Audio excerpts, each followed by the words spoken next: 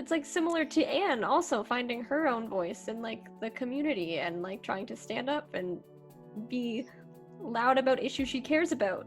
Yeah, like I probably wouldn't have done something like this like 5 years ago.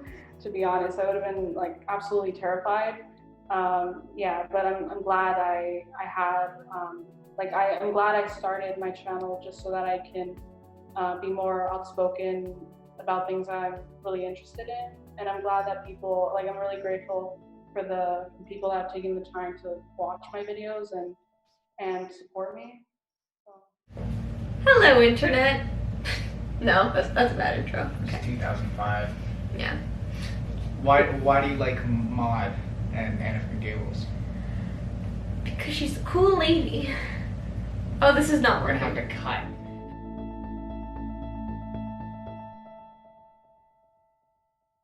I don't even know where to start. Okay. Hello, viewers.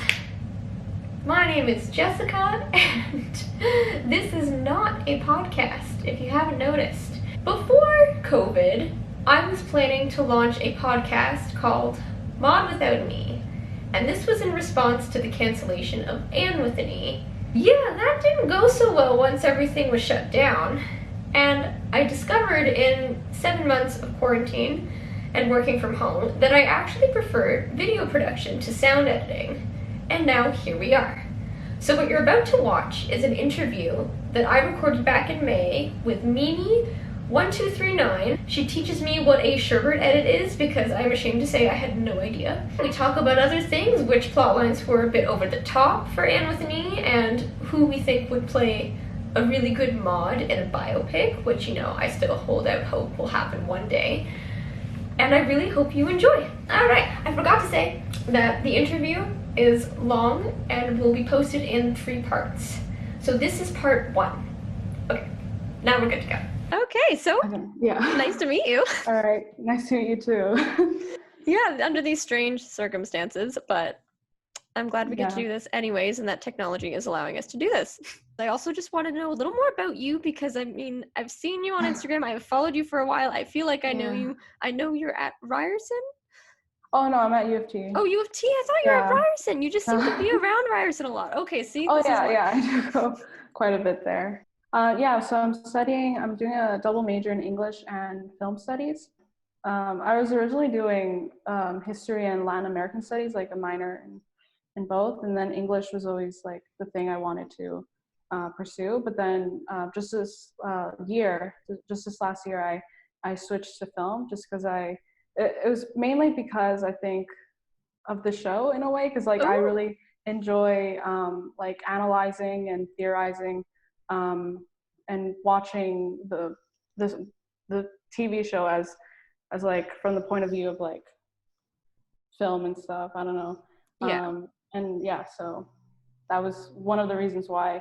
Also because of my channel, like I love editing and I like looking at other people discuss different like shows and movies. That's so cool. Because did you discover the show first and then decide like you loved it so much you just wanted to talk about it, or how did that come about? Yeah, so at the time, like there was this other show I was doing, Girl Meets World, but then that actually got canceled after 3 years. It got canceled? Well. I'm only on season 1.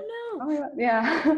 So, and then a few months after that, I found out that Anne with an E was like this thing because of like the Shirbert edit that I saw recommended to me. Can you describe what a Shirbert video is, or like? Like an edit? Yeah, like what's an edit? Like. Oh, okay. It's kind of, I guess it's not that hard to explain, but I've never really known how to put it into words. I guess it's just, it's like a compilation of scenes and you add like coloring and effects, transitions and all that stuff. And you have like usually it's like an iconic song that everyone like uses. It's really romantic. But that kind of like works as like a promotion for the show. Like a lot of people nowadays find a lot of like mainstream shows that are usually on Netflix because of like edits that people make.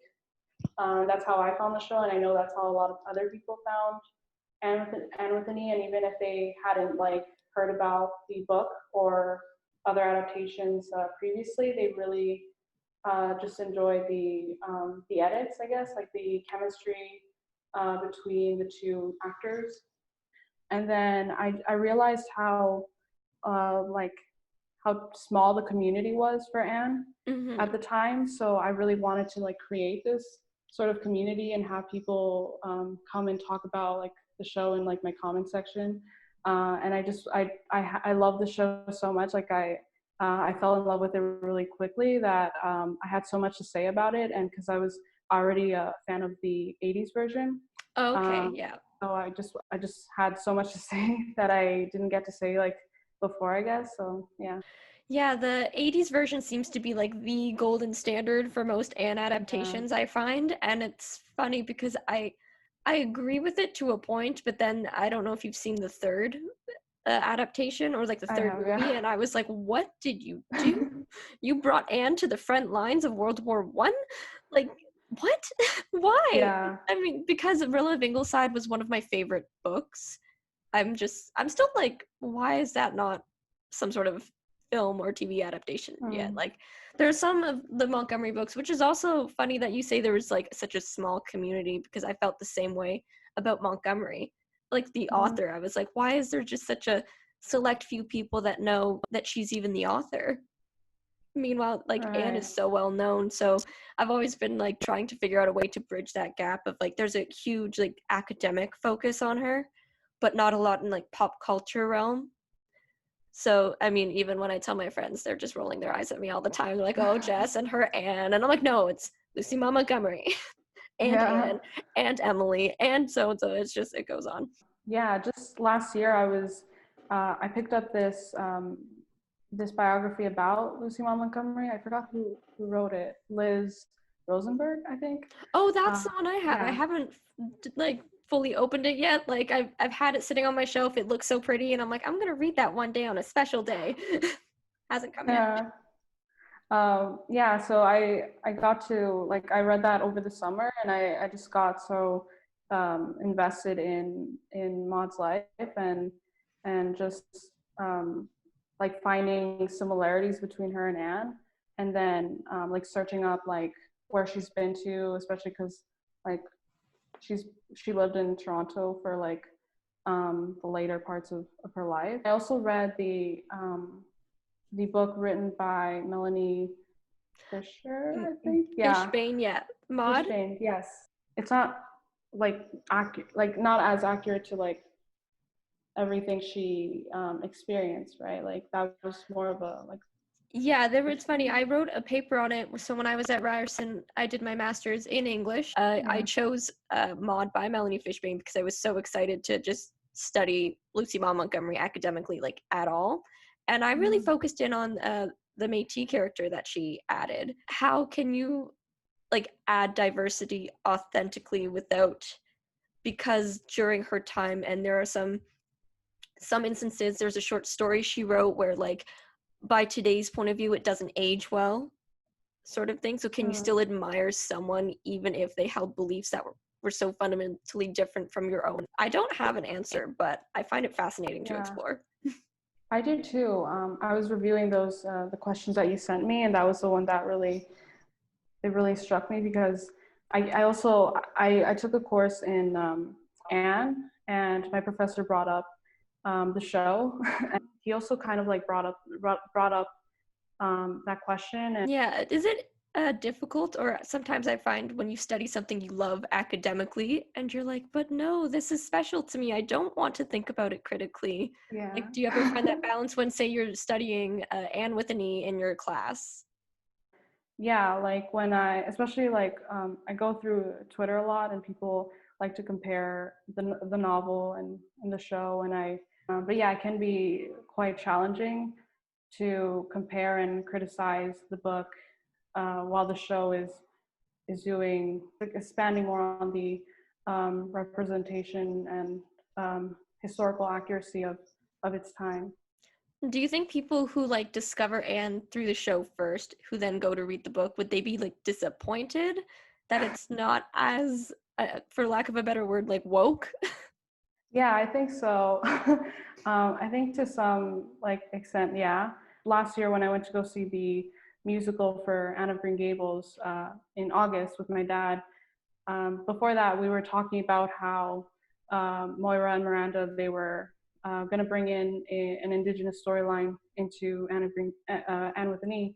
And then we started watching the musical, and my dad was so shocked at the lack of diversity Yeah. in the original story. It kind of takes you off guard, but then I think you also have to consider how, I guess, different times were back then where that kind of thing wasn't really talked about, but also appreciate what she was able to, like Maud, what she was able to accomplish as like one of the most popular female writers in Canada. Yeah, what I really love about Montgomery's work is that like it's so subversive in a way, and that even if her journals tell a different story where she seems a little more no nonsense, or like I wouldn't call myself a feminist, yet she created a feminist character that a lot of people seem to identify with. So it's this weird balancing act. And I also find there's one thing about the show that, I mean, I will admit at first I was like, what is happening? And I think it's the humor. I'm missing some of the wry jokes and the sarcasm and like the subtlety, because sometimes Anne takes everything literally in the show, I find. Like there's a lot of things taken quite literally. There's no like, I don't even know how to describe it. Like I remember my first impression of the 80s version even was how funny Anne was, but when I watch Anne with an E, I don't really laugh at much.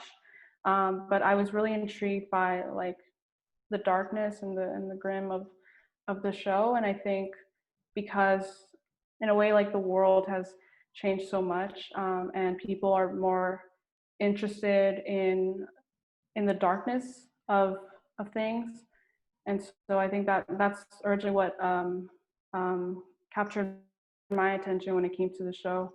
Like there were parts of like when Anne is like physically abused that I wasn't expecting to see, because that's never been done before. I think it's because of the way we're living now that people want to see more of that, you know. Something on Twitter recently about who, like, what author Ella Montgomery just hated, and there was a discussion about modernism, which was the definition of gritty and like this really harsh look at life, and the tension between like her stories, which were a bit more like rosy and sentimental and positive, versus this new trend of like gritty novels, and how like she didn't necessarily like it in her time, because they used it as a way to be like, yeah, your stories don't mean much because like that's not real life. But I find it interesting that Anne can be taken in a way that it is darker, gritty. It is real life. It is a reflection of the times. Like they've kind of taken some of the quotes, like in, I think it was one of the quotes at the beginning of Anne of Green Gables, where Anne talks about her previous like foster parents, or where she used to live, and she said something about how they wanted to be good to me, but they weren't, or something like that. And I think this really wanted to expand on her previous life, and I do enjoy how they attempted to like to create a more layered story, especially given how she, like, in Anne with an E, we see her have PTSD. Like we see a more admirable reason for her to have a big imagination because of the dark life that she experienced. I also wonder, like, are there any instances where you prefer the book version of events to the series? I think there's, especially I think the relationship between Anne and Gilbert, and I really enjoy slow burn relationships. So I think, unfortunately, because of the show ending so soon, they weren't able to kind of flesh out their story more. And I really like that, knowing that the book kind of takes them at a slower pace throughout their relationship. Why do you think that they reversed it? I found it one of the stranger decisions that Anne likes Gilbert, whereas Yeah. in the books, Gilbert is very much in love with Anne, and Anne's the one with the power, not giving him the time of day. I think it might have to do with, because in the book they don't kill off Gilbert's. I don't know why. I was just thinking about this yesterday. They don't kill off Gilbert's father, so he doesn't like go and live on a ship, and he doesn't like have those experiences of being more realistic. While Anne is sort of like more romantic. She still has her ideals, but in the show, I think I don't know, they kind of made her seem. She kind of pushes him to go to Winifred because she Yeah. doesn't. Yeah, but I think that might have to do with the fact that he in the show is more like realistic and she's more romantic. So when he saw that she wasn't interested in him, like on the train, where she told him off, he kind of like needed that support, needing someone to talk to, and he just found that in Winifred and not in Anne. And I think that's kind of what divided their relationship in season 3. But then at the end, we see that romanticism um, wins over realism. I think the last 3 episodes of season 3 were my favorite of the entire series. I was like, we're finally like hitting our stride of like, this is like, I don't know, the show feels more comfortable with itself. And then it was just abruptly cut off Yeah. with the cancellation. So I wanted to ask as well, like, do you have any theories as to why the show has been canceled?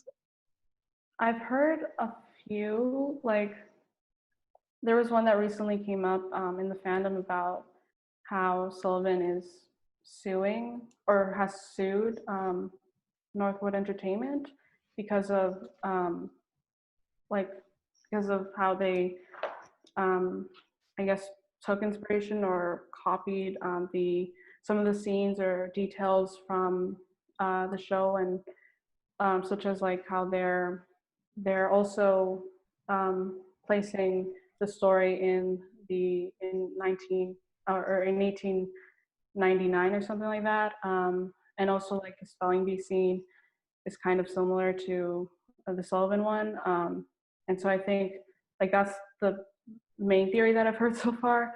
But I think also like I remember CBC released something about how the show isn't doing as well in Canada, especially in like this in their target demographic, which was like 24 to 50 or something like that, which I found kind of strange because I think there's a lot of people like of all ages watching this show. But yeah, I think it mostly just has to do with money and how Netflix was their like main partner, and how if if they're not if they're not willing to renew the show, then it's kind of hard to continue doing a show about a period piece when it's so expensive to fund. Do you think any other network would pick it up, or that CBC would somehow miraculously keep it going? I would hope that another network would kind of help pick it up, but I'm not really sure which one. I've heard a few like Disney Plus or Amazon. Yeah, I would hope that the show would go to an appropriate network for them to renew it. But I'm not really sure. I would hope I would actually much prefer that Netflix continues it, just because it's always been that way, and and they're able to release it internationally all at once, and it would be really nice for them to continue. Yeah, the international aspect I think is really important when it comes to Anne, and it always has been, and it's something that people kind of just go, yeah, that's nice, but they don't really look into why. And I find it just mind-boggling that no one finds it strange that like people all over the world are in like have fallen in love with this Canadian redhead character from a small little island. Like it's just crazy to me that no one thinks that, oh yeah, we should like dig deeper into this, right? Like what do you think of the worldwide appeal, even of just Anne with an E? I think it's a really positive thing. I remember I went to a panel where Miranda talked about how um, the fact that the show was on Netflix allowed for a lot of international people to either like discover or rediscover and I think it's really done a positive thing for the Indigenous people in Canada, because now people are more aware of the fact that we had residential schools. And yeah, like that, I remember when the episode about residential schools came out, everyone was very shocked. Like I know, especially people that didn't know about it before. Even I was shocked, even though I already knew that that was a thing. But I think it's sparked an interest in people researching more about that and being more aware of like this cultural genocide that we had not even that long ago. Yeah, the worldwide appeal is also super important when it comes to, just because people don't often think of Canada, either of like Canadian issues or what's going on within Canada. I find it's a very like what's happening in America. But yeah, so I think that's definitely a positive. Yeah, what do you think like of the demographic, or like let's just say based on our observation that it I think was hitting a younger target audience than they had hoped. But why do you think that's an issue? Because clearly it was reaching an audience or a community of people. I was surprised when I first went to this Family Fan Day event back in 2018, and I saw that there were young kids there. Like they were probably like 6 years old, and they were going up to meet the cast. But I was really surprised because I thought the show was targeting a more older demographic just because it was dark and grim. But I don't really see an issue with that. I think it's great that that this show can have families come together and watch it. Like I don't know. That's the thing I don't really understand about what CBC said about the target demographic. I think it's a very like widespread thing. Like anyone can really watch it. Super interesting. And why else do you think, say, like 12 to 16-year-olds, like if you were that age now, what would you like about this version of Anne? I think I would like the fact that like the cast is like pretty much the age that they should be playing. Because compared to other shows where like kind of like Riverdale, where the cast is older than they should be playing. I think I really appreciate that about the show. And if I were like 12 or 13, I would look up to these people more and these characters. Yeah, I kind of wonder because I grew up on the previous version, I kind of wish I had a clean slate that I could just like take the series as it is and see if I like it or not. And I think I'm leaning towards more, I like it now. That's because I've seen the end and I know where it went. At first, I had no idea where it was going. And I was a little like skeptical. Yeah. I was like, I don't know. Would Matthew really rush off like on a horseback or even attempt to take his own life and then have that glossed over? I don't know. That is one thing that actually bothers me. They brought him to like a really dark place and then we're like, okay, moving on. He's fine now. That was one thing that, because I do love Matthew and I'm glad he's still alive though. So there's one. I'm glad that unlike the books where Montgomery was like, nope, he's gonna go. But yeah, I'm glad that we still have a solid father figure in Matthew. I agree. I think one of the other appealing things that about the show for me was the fact that since it was going in a different direction than the books went, that anything could really happen, and I was just so excited, especially going from season 1 to season 2. I was so excited to see what would happen, because like season 1 ended so so shockingly, I guess, and so I was so concerned about the Cuthberts and the robbers, and yeah, I was so interested to see what would happen next. I think that's a really good thing about the show. It keeps you on your toes. You never know what's going to happen next. That's true, yeah. Actually, what is one of the storylines that you thought went a little too far?